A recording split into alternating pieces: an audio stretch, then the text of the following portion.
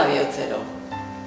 Bueno, bihotzero da, nik esango nuke bizitzeko modu bat, iaia, ezta?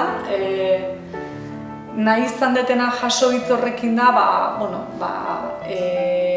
gauzak egin behar ditugula bihotzarekin azken finean. Eta bihotzari jarraitu behar diogula, ezta? Izango litzeke bihotz izena eta ero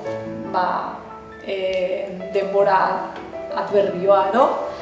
Egunero bezalaxe, egunero gauzak egiten ditugun bezalaxe, bihotzero egin beharko genituzkela, ezta?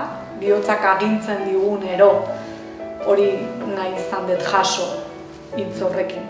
Azkenen, bai da pixkat nire bizitzeko filosofia edo.